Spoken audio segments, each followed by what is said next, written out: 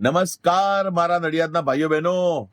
નડિયાદની જનતા માટે ખુશીની એક ખબરી છે કે જે કાલે પેપરમાં મેં આવેલું અને ફેસબુક ઉપર પણ આવી રહ્યું છે કે મહાનગરપાલિકામાં જીપીએસસી દ્વારા એક ભરતી પ્રક્રિયા થઈ રહી છે અને એમાં મારો નડિયાદના જે યુવા ધન છે તેમને નમ્ર વિનંતી કે તમે આમાં પૂરેપૂરો ભાગ લેજો. કારણ કે નડિયાદના જો વ્યક્તિઓ મહાનગરપાલિકા નડિયાદમાં હશે તો એનો ઘણો લાભ નડિયાદને મળી શકે તેમ છે. કારણ કે ભલે તમારી પછી પાછળથી બદલી થાય પણ અમુક હોદ્દા એવા હોય છે જેમાં બદલી હોતી નથી, અમુક હોદ્દા એવા હોય છે જેમાં બદલી હોય છે, જિલ્લા બહાર હોય ને અમુક એવા બધા નિયમો હોય છે અલગ અલગ.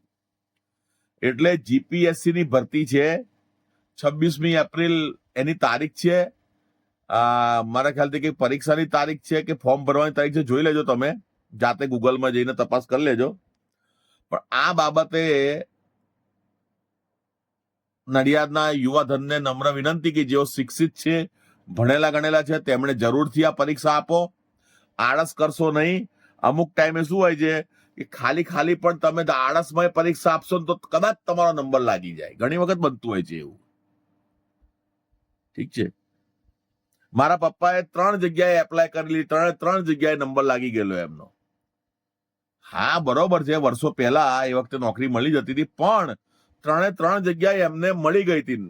ઓફર લેટર હતો કે ભાઈ તમે આવી જાઓ એમ. બરોબર છે.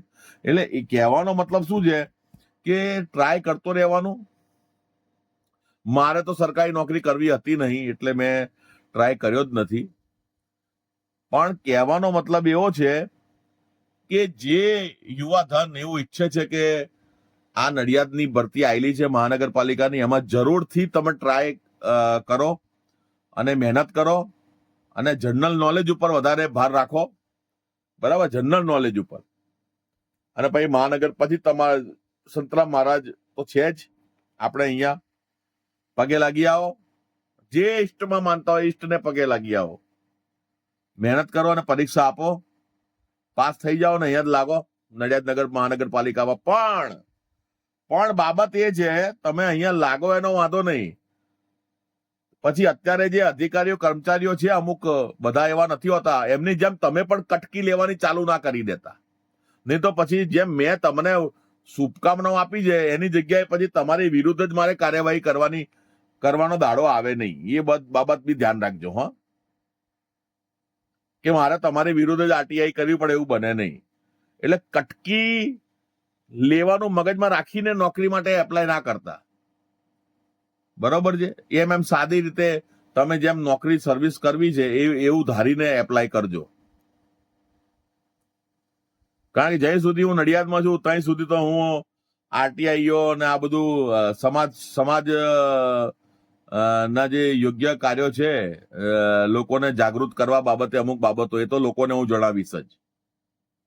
ભલે કોઈ રાજકીય વ્યક્તિને ખોટું લાગતું હોય તો ભલે લાગે, મને એમાં કશું એ છે નહીં. બરાબર છે. હું તો મારું જે કામ છે એ કામ કરતો જ રહીશ. જય હિન્દ, જય ભારત.